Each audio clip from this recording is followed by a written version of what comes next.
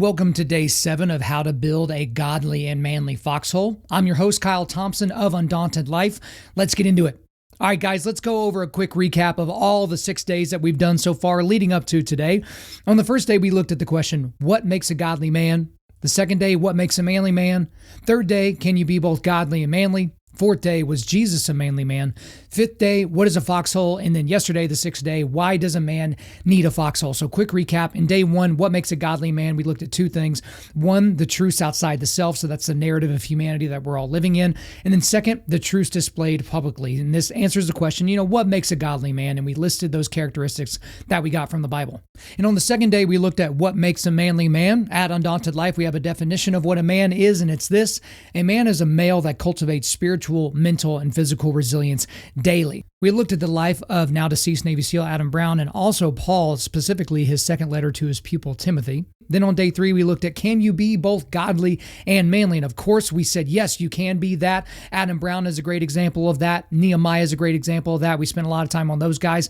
In day 4, we said, was Jesus a manly man? We looked at that question. And obviously, Jesus is a godly man because he's God. Jesus is manly because he's the perfect man. He is a perfect man, perfectly manly in every way. And Jesus specifically cultivated spiritual, mental, and physical resilience on a daily basis. We looked at the stories of him turning over the tables at the temple, his 40 days of temptation in the desert, and so on and so forth.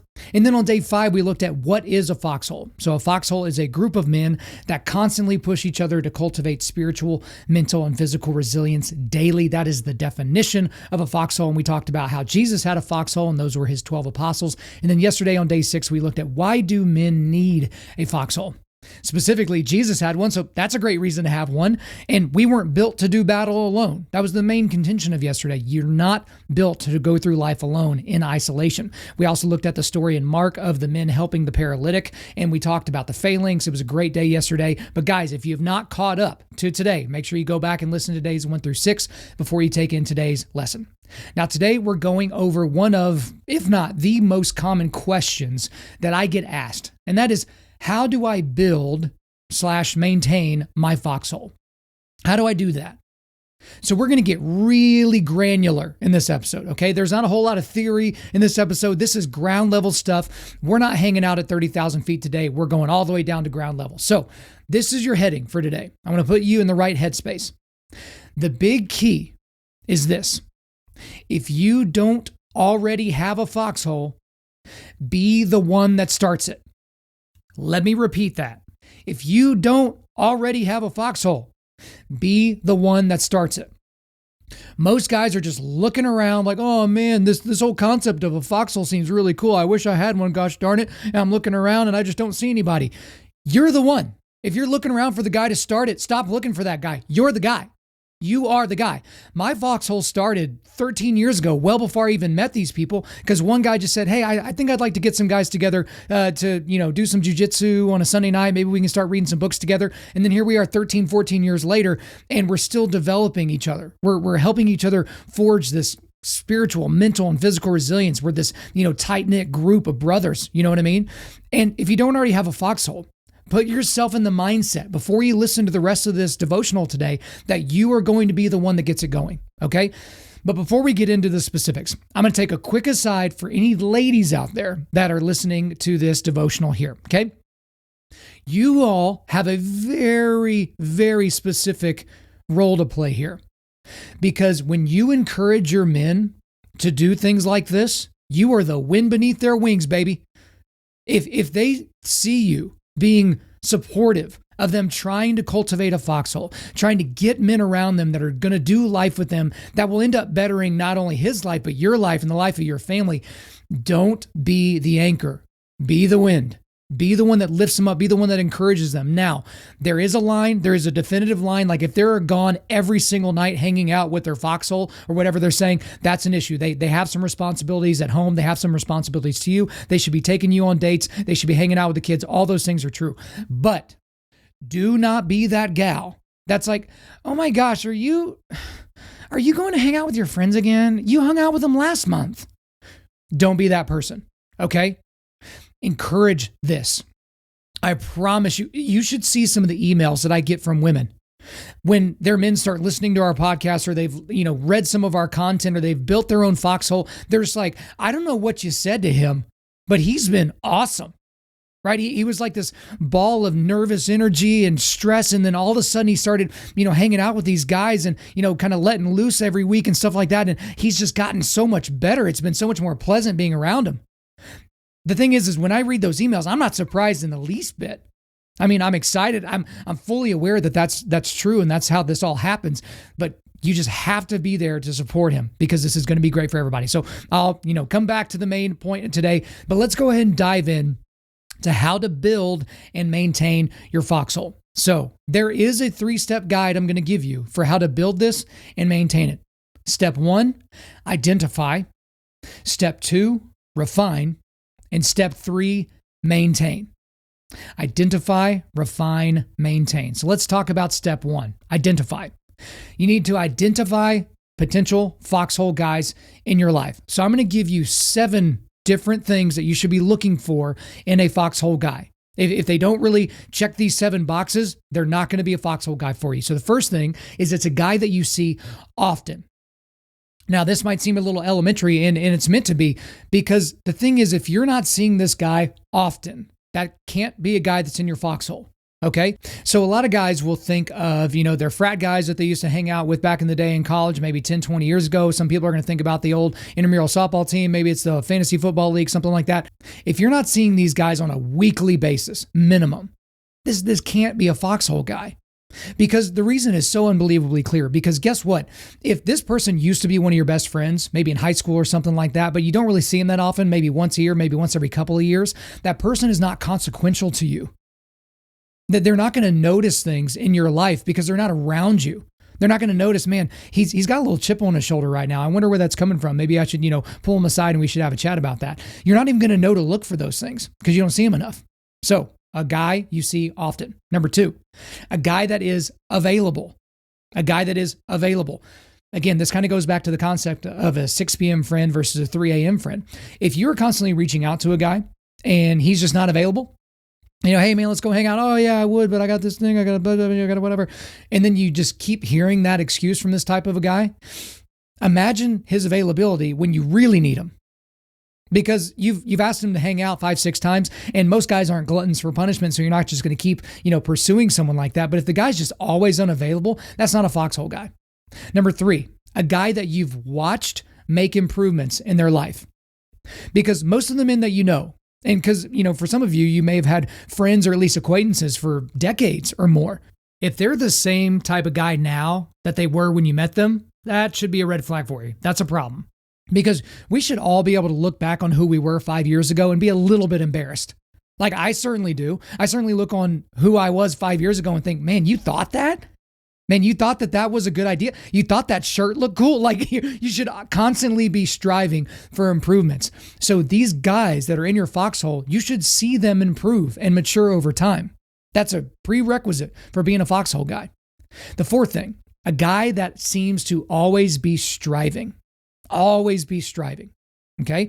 Now, the important thing about this isn't just striving for ridiculous goals, but maybe this is a guy that's really good at working out. Maybe he's really into being in shape, and maybe he's trying to get to a certain thing physically, or maybe he's trying to attain a certain goal or finish a race or something like that, but he's striving. Maybe it's a guy that used to read just a bunch of fiction books because they were easy for him, and now he's kind of digging into philosophy books. It's one of those deals. Maybe this was a guy that, didn't really want to volunteer at church, and now all of a sudden he's getting in there, he's getting his hands dirty, he's trying to help out. They're striving. There are way too many guys that are content with sitting around doing nothing. They worship at the altar of fantasy football and, Major League Baseball scores or whatever's going on TikTok. They just want to relax. That's their entire life. They just want to chill. They want to get to a certain place and they want to sit in a lawn chair with a beer and just do nothing. And guys, there are good times to do that, but you shouldn't be doing that 24/7, 365. You should be surrounding yourself with guys that are striving. The 5th thing is a guy that quickly identifies mistakes he has made and moves to remedy them. Okay, so for any of you guys that have a pride issue, which is a lot of you guys, sometimes you'll identify that you've made a mistake, but you'll hold on to it because you just don't want to say you're sorry. And I am certainly one of those guys. I don't like saying I'm sorry, but one thing that I've gotten a whole lot better at over the last several years is identifying more quickly the mistake that I've made and remedying it super quickly. So a quick example, we were doing this thing basically at my Foxhole. Every time someone has a birthday, basically we do something called Bull in the Ring. And so you essentially go, this is, at a jiu-jitsu school, you have to go 1 minute with everybody that's in the room. And they just bring the next guy out. So once that 60-second timer goes off, the next guy comes in and you're in a bad spot and you're trying to go and you're trying to get after it and you're just trying to survive if you're the one that has a birthday. So this is how we celebrate our birthdays. But there was one night where we had this guy who was very, very green. He did not have much jiu-jitsu under his belt. He essentially had none, wasn't a tremendous athlete. And I went in there for my round with this person. And my mindset was, okay, I'm going to go as hard as I can for this 1 minute because we're making him better and blah, blah, blah, and all that. And so I go in there. I'm much bigger than this person. I'm much more adept and experienced at jiu-jitsu than this person. And I embarrassed this guy. And I was really, really rough with him, and I thought I was doing the right thing. And I got up, and the next guy came in, and one of my Foxhole guys pulled me to the side immediately, right after the Bull in the Ring was done, and we shook hands, and everybody was, moving on to the next thing. And he's like, "Hey, man, that was rough. I don't know if you noticed, but, he didn't seem to really be enjoying that. And, again, it's Bull in the Ring, so it's not the most enjoyable thing ever, but it's like, I think you really kind of hurt him a little bit. Like that wasn't a good thing for you to do." And instead of just being like, "Well, man, you don't know what you're talking about, and I've done jiu-jitsu longer than you, and you don't even understand," blah, I just said, "You know what, man? You're right. You are absolutely right. I went way too hard. I got caught up in the moment. I thought that this was what we were supposed to be doing." And then I immediately went to that guy and I apologized. And then before we left that night, I apologized again. So quickly identified the mistake. I actually had a Foxhole guy, point it out to me. I recognized the issue and I moved to remedy it quickly. If you have guys that just hold on to things, they never want to admit they're wrong, you don't want that guy in your Foxhole. The sixth thing is a guy that doesn't mind confronting you or others, right? Isn't that just attached to what I just said? This guy confronted me immediately. But for a lot of guys, we're terrified of making other guys in our life angry. We're terrified of pushing chips into the center of the table and risking some relational equity with somebody to maybe tell them that what they're doing isn't appropriate. I mean, there are a lot of guys, like whenever they have someone in their group or, a guy that they know they're going through a divorce, they're just going to sit there and just be like, "Hey, man, that really stinks. Let me know if I can help you." They're not willing to potentially step into the fire and say, "You know what? This is wrong. What you're doing is wrong and we need to stop it." Maybe a guy in your life that has had an affair or is actively having an affair.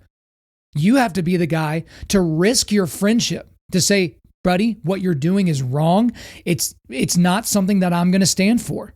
You can't do this. I'm not going to go to your wife and, rat you out, but you're going to stop this," right? And you have to be willing to potentially come to blows with a good friend because you never know how these situations will end up. You shouldn't aim for that by any stretch of the imagination, but you need to confront the men in your life when they're doing something that is counter to what God would have them do. And the last thing here, number 7, a guy that voraciously loves their woman. So I am specifically talking about men that are married, but when you look at these men that are married, and it just seems like their relationship with their spouse is kind of a roommate relationship, that should be a red flag to you. Now, there are a lot of couples that when they present themselves publicly, they don't present themselves to where everybody can, look at them like, "Oh, they're holding hands the whole time and oh, they're smoochy kissy." Like a lot of people don't really do that in public. But when you're intimately involved with these guys as a unit, as a Foxhole, you should see some love that they're giving towards their spouse.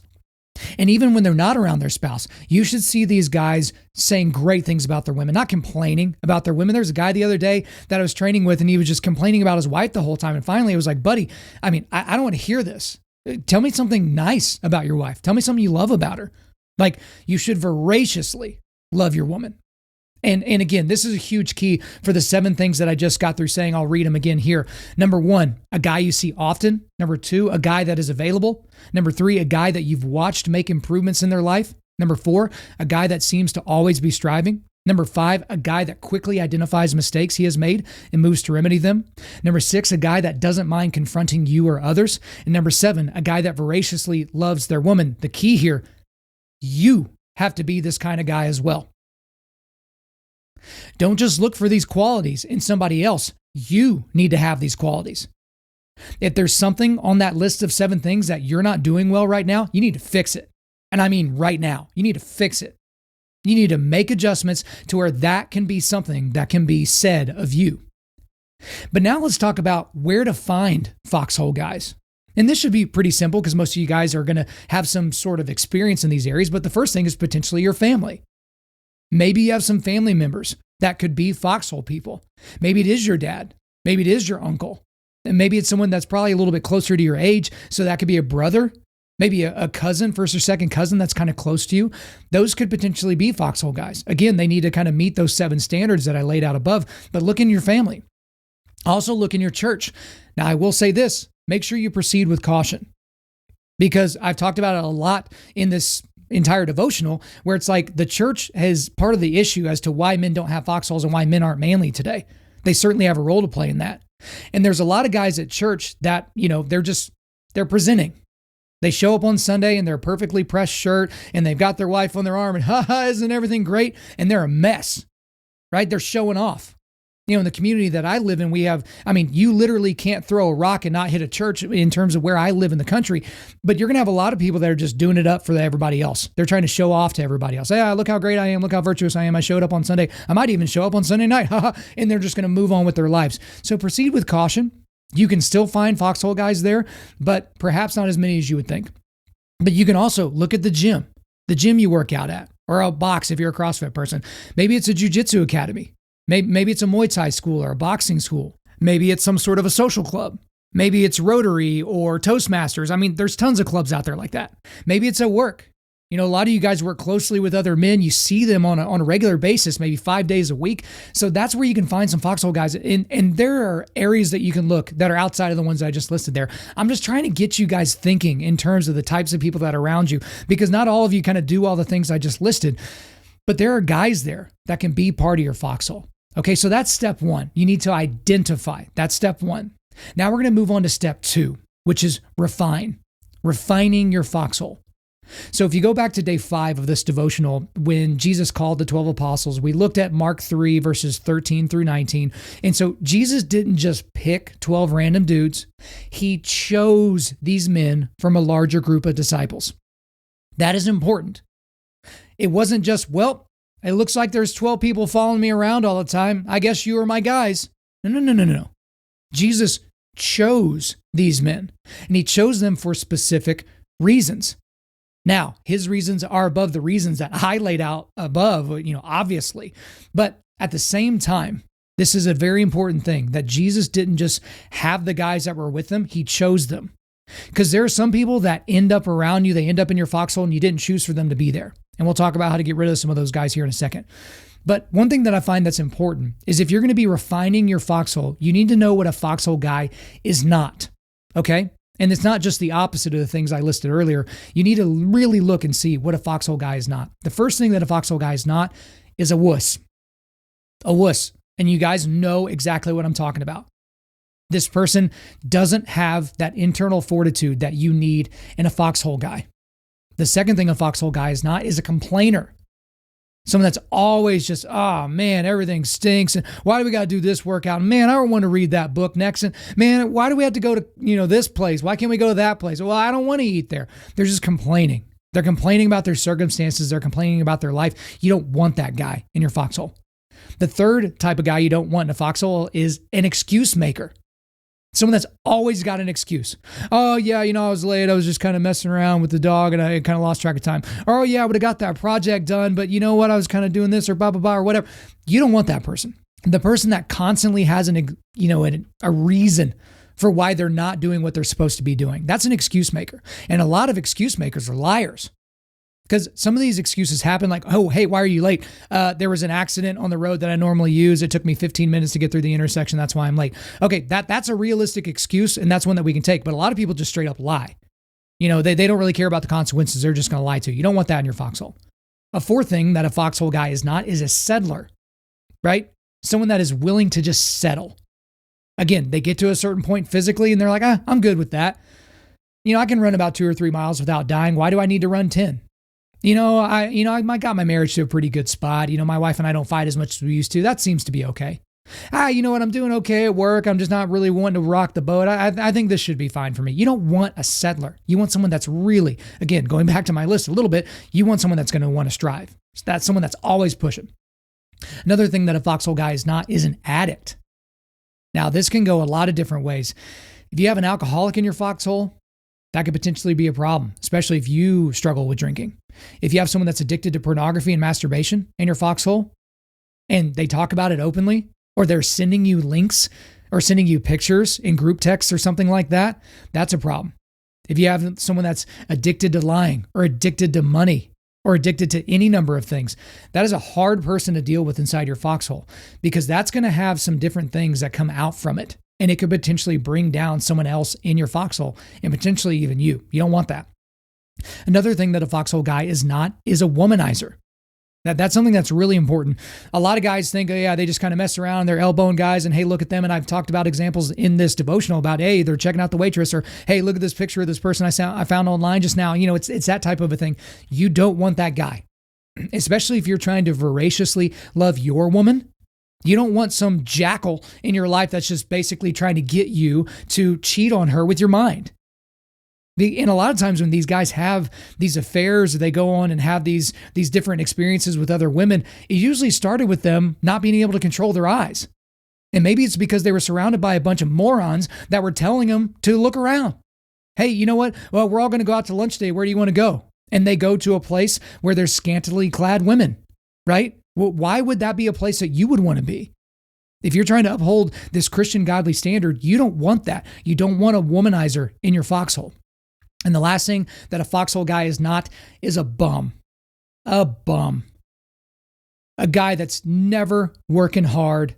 A guy that's always just, kind of skating by the skin of his teeth in terms of a workout or his job or something in his life. This guy's just a bum. He doesn't ever really want to get up. He's never available to help you out. He's never available to help anybody out. He just wants to sit on the couch and veg and eat Cheetos. That's all this guy wants to do. You don't want bums in your foxhole. Now, here's the thing. You're going to have guys that end up in your foxhole that you don't realize are a wuss, a complainer, an excuse maker, a settler, an addict, a womanizer, or a bum until they're a part of your foxhole.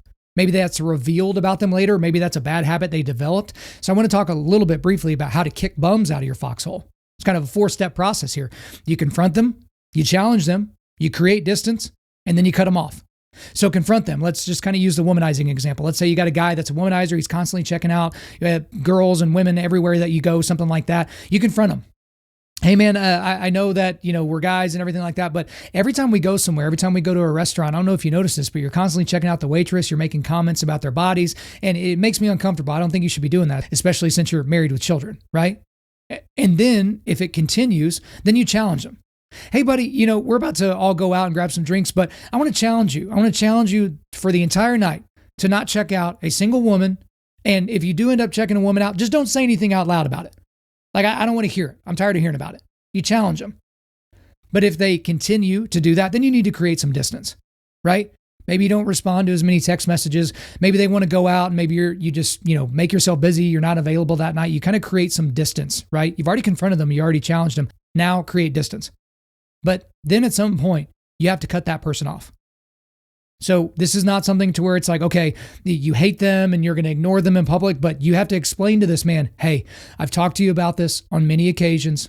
I think it's very hurtful to your spouse what you're doing, especially if they don't know about it, but it's also hurtful to me.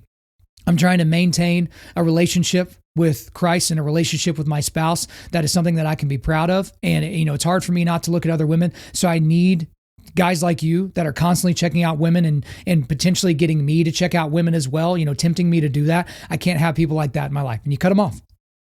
And then we'll see where it goes, because you cannot risk your own holiness just to keep some weirdo around you, right? And this could be an old friend. This could be a really, really difficult person to cut off, but you have to do that. Okay, so step 1, identify. Step 2, refine. Now we're on step 3, maintain. So this is how you maintain a foxhole. So you need to perform that regular maintenance, guys. So the first thing is you need to meet with your foxhole weekly. And that's a minimum, weekly. So some guys are like, weekly is going to kind of be hard. So what about monthly? The only problem with monthly is if you're not available that month or someone else isn't available, now you've gone 2 months without seeing them. And if that happens 2 times in a row, now you've gone a quarter of a year without seeing that person potentially. So you need to find something to do weekly. right? And that goes into the next thing in terms of maintenance is you need to do stuff, okay? Most men's ministries are just women's ministries for men. So you don't know these people. Everyone just kind of showed up and they're like, all right, guys, we're going to break into groups of 5 and then I'm going to give you a sheet of questions and you're going to talk about your feelings. Well, it kind of goes back to the John Eldredge quote that I read yesterday, where it's like, you didn't earn that circle. That's not a natural thing for men to do. Men connect shoulder to shoulder and then they connect in a circle. You don't start them in the circle. Right? That's something that women tend to do. They start in the circle and they're chatting with one another, but men do stuff side by side. So maybe that is jujitsu, like my Foxhole. What my Foxhole does is we meet on Sunday nights.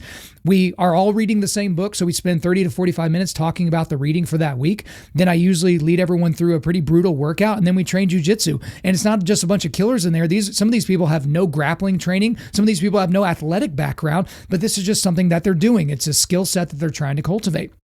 But you're doing stuff together. Maybe one guy has an old muscle car. He knows a lot about working on it. So you and your guys get together every week and you get together and you kind of gather around the hood of the car and you're kind of looking and checking out stuff like that and seeing how you can fix things and see how you can change things out. Maybe that's what your Foxhole does. Maybe your Foxhole wants to get together and help out old ladies that maybe their husbands have passed away and their lawns have gotten a little bit overgrown and their bushes and the trees are hanging over the house. Maybe you're going to get together with some chainsaws and go take care of business. I know one thing that my Foxhole did the last time we had some really severe weather in Oklahoma and there was a bunch of trees down. We got everybody together that we knew how to chainsaw and we went out and helped people out for free. Right? These lawn companies that are making really good money during that time, like, God bless them. But at the same time, we wanted to help people out that maybe they didn't have that $300 or $400 to have somebody cut all their trees down for them and do whatever. So my crew went out there and did that. That's something that we almost look forward to, that if there is severe weather, that's something that we're going to do. So do stuff together. Another way to maintain your Foxhole is go on an adventure at least once a year. Get your group of guys out of that town that you normally hang out in and go have an adventure. So one thing that my Foxhole does is we will take these backpacking trips in Colorado or New Mexico or something like that, and we'll go out, way beyond where it's comfortable, right? Way beyond the campgrounds with the RV plugins and all that. No, we're going way out there, right? And that's an adventure because you're driving out there and you have all the funny stuff that happens on the drive, and then you get to the trailhead and then you're hiking in and then you have all your time at wherever you set up your base camp and then you have all the other activities you do. That's a nice adventure. Maybe for some of you guys, there's a different adventure in mind. I mean, that's just an easy one because for most of you, you're driving distance away from a really cool campsite. I mean, at least somewhere in the United States, there are really cool options for that. But whatever your group is into, go on an adventure with that group. Another way to maintain your Foxhole is to do life together. So that means when someone's having a kid, maybe you guys get together and you don't call it, a baby shower or something like that, but you're doing something to celebrate manhood, to celebrate that man and to kind of help them, lead them into fatherhood or, lead them into extended fatherhood because they're having more kids, right? You're doing life together. Maybe it's a kid's birthday party, right? And you're going to the kids' birthday parties. Maybe it's just, hey, come on over. I'm thinking about having some whiskey and a cigar on the back porch. You want to come down? There are a lot of different options for you out there. But you're doing life together. You're seeing them interacting with their children. You're seeing them interact with their spouse. You're seeing them interact with their coworkers. That's part of doing life together.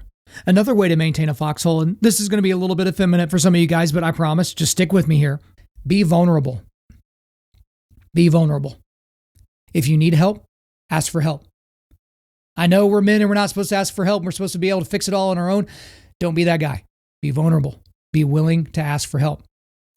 If you're having trouble in your marriage and you have a guy that has a very strong relationship with his wife, you should take that guy out for a drink and y'all should, talk about that.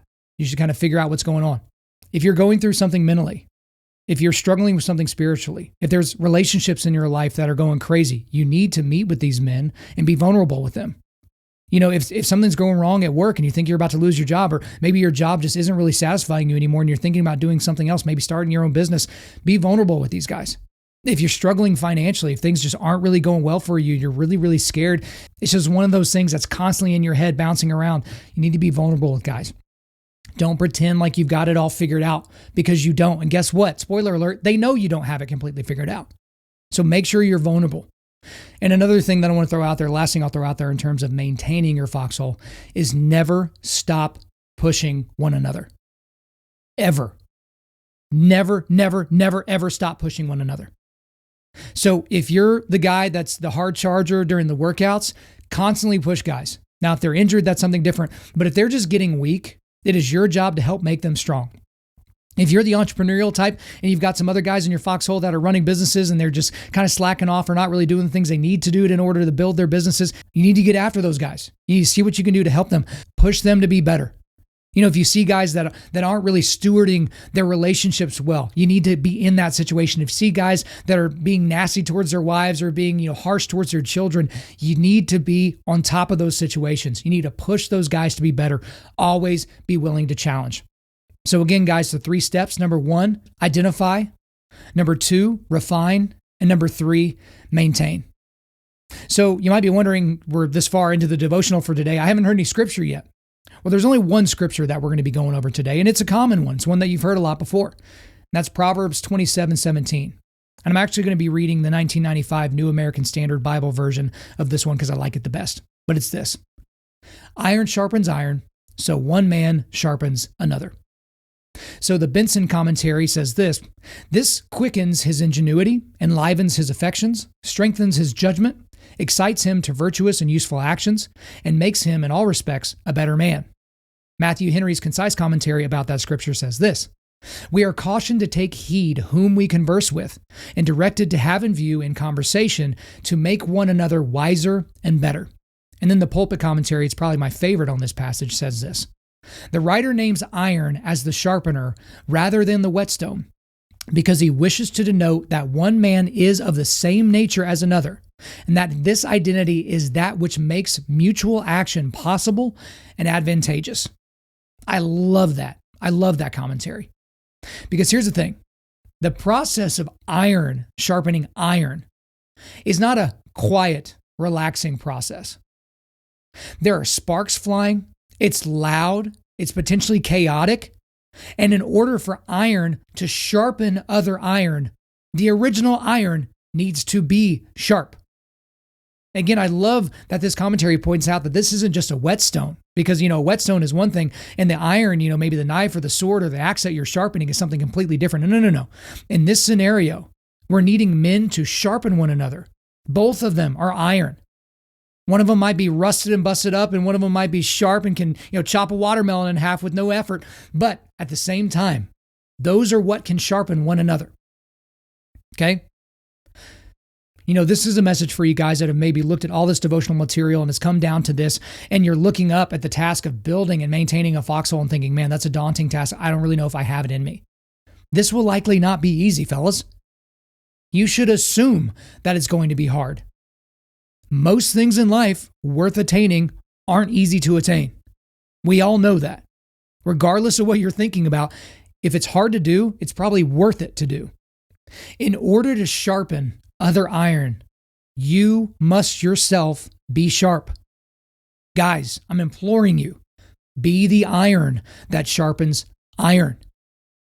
Cultivate spiritual, mental, and physical resilience daily. Build your foxhole and continuously earn the right to keep it. Develop a group of godly warriors that pushes back darkness in the name of the Father, the Son, and the Holy Spirit. All right, guys, before you move on to the next thing, here are some questions for you to ask yourself. Number 1, who are the foxhole guys in my life? It's a pretty simple question, pretty straightforward. If you don't have anybody to list, it's your responsibility to go find them. Number 2, what are we doing as a foxhole that is helping us develop spiritual, mental, and physical resilience? So in this question, I'm assuming that you have a foxhole already, but are you developing spiritual, mental, and physical resilience? Or are you just hanging out? You just watching fights or watching games? What are you doing with that group? You should really think through that. And the last thing here, maybe the most important question that we've asked throughout this entire devotional: am I sharp enough to sharpen iron? Got to be honest with that one, guys, because if you're not sharp enough, you're not going to be able to sharpen anybody else. All right, guys, that wraps up how to build a godly and manly foxhole. Thanks for sticking with us for the last 7 days. We hope you've gotten a lot of value out of this, that you've been able to look at this and create some action items for how you're going to either start a foxhole or maintain a foxhole or make your foxhole better. So we're so glad that we've been able to do that for you. But guys, content like this is what we are going to continue to put out, but we have to have your help. Okay. We're not, running this like it's some sort of huge, enormous organization. We need you guys to help us out. If you want more content, more devotionals like this, books, other videos, other podcasts, other items, we need you to be a partner with us, but we want to make sure that you can have access to everything that we do and that you can keep hold of it. So if you go to www.Undaunted.Life/donate/Foxhole, you can gain access to downloading this entire 7-day series. So if you want to use it for your Foxhole, if you want to use it for your men's group, if you want to use it for your church, if you don't want me to come and speak it live, if you just want to do it yourself, you just want to push play, you can get access to it there. All that we're asking is for you guys to give us a donation.